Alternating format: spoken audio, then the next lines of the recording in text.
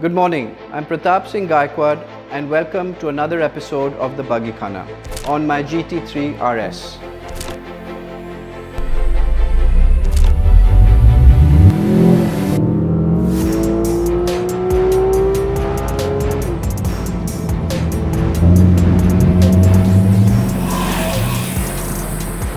While I have been configuring and finalizing my purchase of the Panamera, Porsche also launched the 991 Gt3 Rs. So, the buzz around this car was everywhere.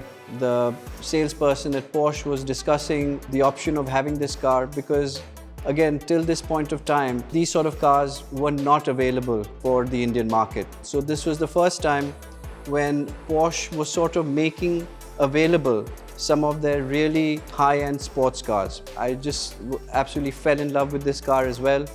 And within a year of getting the Panamera, I sat down with the marketing team in Porsche, spent a lot of time on the configurator at that point of time, and again, was fortunate enough to spec this car to all my specifications that I wanted.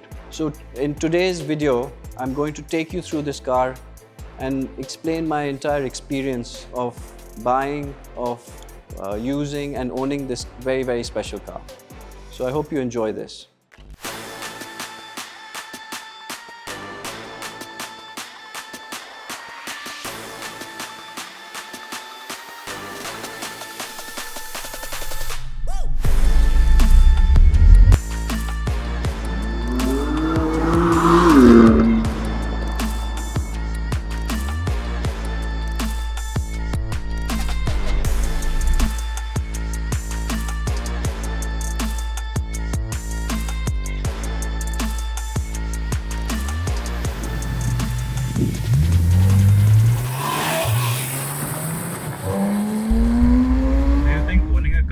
In India is getting easier by the day, or was it easier before?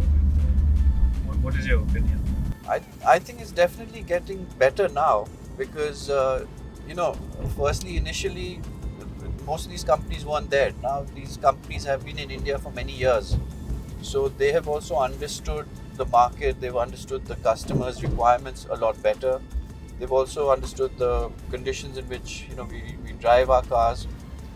And I also remember since many years, whenever I used to get cars like this, the first question people used to ask is, where are you going to drive this? I mean, we always had our roads, etc., where we used to go and drive and enjoy them. But now with the infrastructure in the city, in the country, improving, we're getting the coastal road, we're getting the new sea links. So there are going to be many places where, we're going to get to enjoy it. How long did it take, like from the day you spec'd the car to the day you got the car? How long was that period? If I remember, I think it was approximately 3 months. So it was 3 very, very long months because, as you know, once you place your order, you just get impatient and you want the car as soon as possible. What do you think about the engine in this car? Like, don't you think with where we're heading with EVs and turbos and all, with this being on the last normally aspirated cars, what is your opinion? How does it deliver the power? I mean, it's amazing. That's the beauty of the naturally aspirated engine. And to be honest with you, when I did spec this car and when I did decide to go in for it, I was under the impression that this might be the last naturally aspirated Gt3 Rs, but it wasn't. And as we know, the new models are out as well, and they are also naturally aspirated. So it's a good thing because I think for people who enjoy their driving, there really isn't anything that really, in my opinion, matches the pleasure you get from a naturally aspirated engine. And the sort of sounds that you get, I mean, even the turbo engines can't really match it. What was your first impression of this car? The first time you drove it, what did you think? What went in your head? It was the most amazing experience, I tell you, because this was the first time I was actually driving a Gt3 Rs.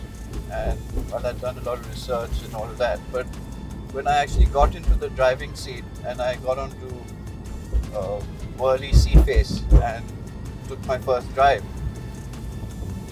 everything about the car was amazing. I mean, the way she sounded, the way she changed gears, the way she handled. I mean, it was like I was just. I mean, it was an amazing experience. I mean, I'll never forget that. And I kind of realized that wow, this is a real racing car, and it was a very, very special experience. And I'll never forget that first drive. So, what is your opinion on, like, in our market, we don't get to try the car before we buy it. Like, you probably would if you would live in Europe or Correct. US. What Correct. is your opinion on that? Would you like to see that change, or do you like to have that surprise? No, I think it would be nice if one could have that the luxury of doing it, but one can also understand that these are special cars, and therefore even getting an allocation is hard work. So to just have a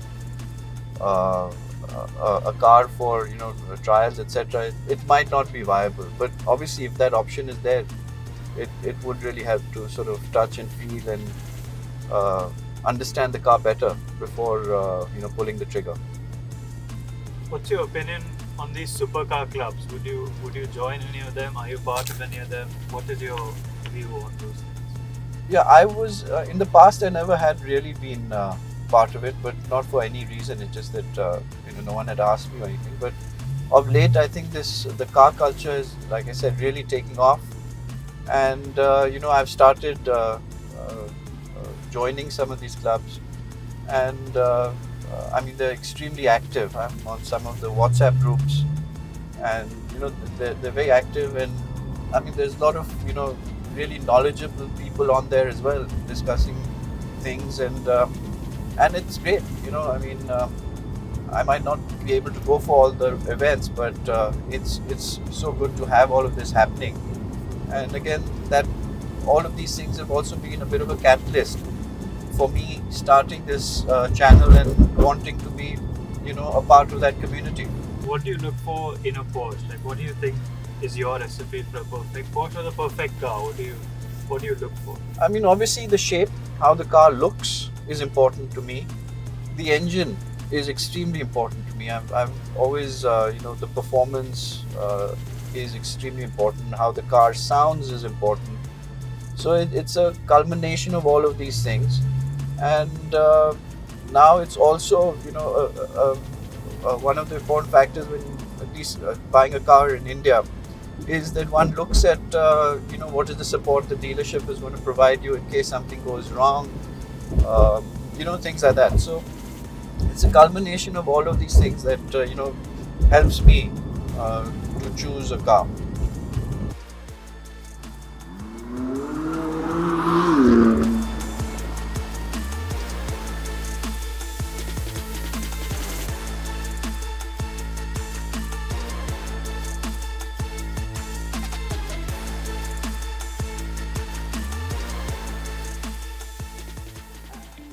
Now let me just walk you around the car, talk to you about some of the specifications and highlight some of the options that I put on this car. So starting with the obvious, the paint color. So this color is known as crayon, and this wasn't actually my first choice. When I started configuring, I was looking more at a silver or a white, and while going through all of that, we sort of stumbled upon this color. It wasn't a color I had really seen before, so was a bit unsure. But I had a long conversation with Suhail Qazi, who was the Porsche marketing person and the person who was looking after me and helping me to configure this car. And we took a decision, to go slightly out of the box and select this color. For the 3 months when I was waiting for the car to be delivered, there was many a time that I was concerned that whether I'd made the right decision on the color or not. But finally, when she arrived, I mean, it far exceeded my expectations. So the color was one of the main options, and it cost me a bit of money, but I went for the crayon color. Along with the color, I had an option of choosing the color of the rims, and I went for black with a green accent around the lip. The idea of that was again to give a bit of color to the crayon and also to match that with the roll cage inside the car, which was in green. Apart from that, I mean, seeing as this is the version 2 of the car, it came with the NACA ducts, which are these sort of nostrils on the car, and the purpose of that is obviously to suck in air and help cool the brakes. Also, obviously, one of the defining features of this car is the aero kit on it and the massive whale tail spoiler that you see at the back. All of this is sort of designed in order to manage the road holding of the car so that you're able to corner and get better grip on a racetrack. So this is what there is really, the basic stuff on the outside. This car does have a 4-liter engine with 6 cylinders and churns out about 525 brake horsepower. And I think it's a sub 3 seconds 0 to 60. So a lot of performance, great handling, and looks absolutely gorgeous.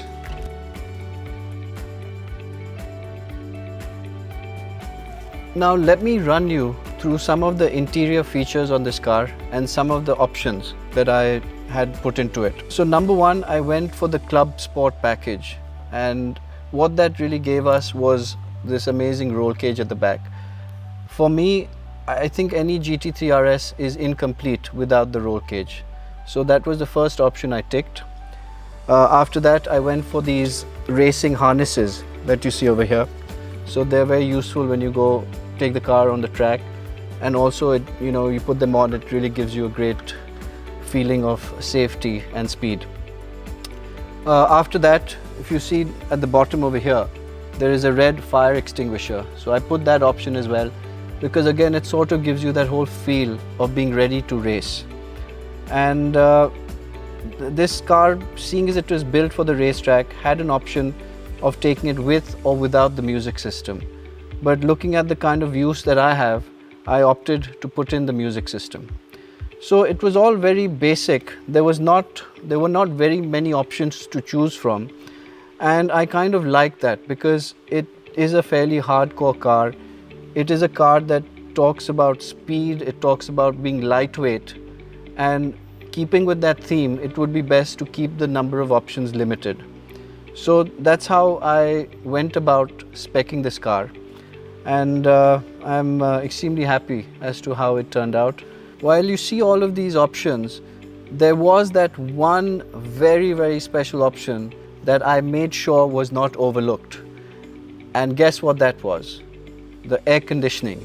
Because from my previous experience, I made it a point that this car must have that in order for me to enjoy it and for any of my friends to want to join me for a drive.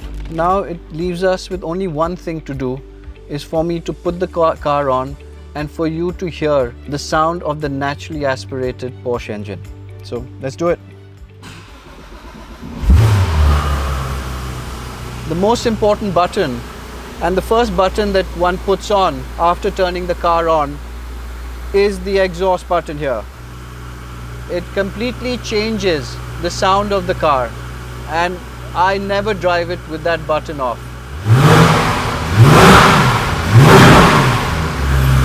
So this is how it sounds, and the minute you turn her on, you just want to go. So unfortunately, I'm not able to show you much of the engine because of the way the car has been designed. However, let me walk you through some of the lightweight features on this car. Most cars would have some sort of a chrome badging, whereas in this case they have used a sort of a transfer or a sticker with a reason to keep the weight down. Now moving further back here, where most cars would have glass windows, they have installed this with some sort of a plexiglass, again with a view to keep the weight down. Again, every bit of weight is important, and in order to demonstrate that, even the door handles on this car have been used with some sort of a nylon material, and they've removed any amount of chrome that would have been required over here. I hope you guys enjoyed this episode. Thank you very much for watching, and do not forget to like, share and subscribe. I'll see you on the next drive.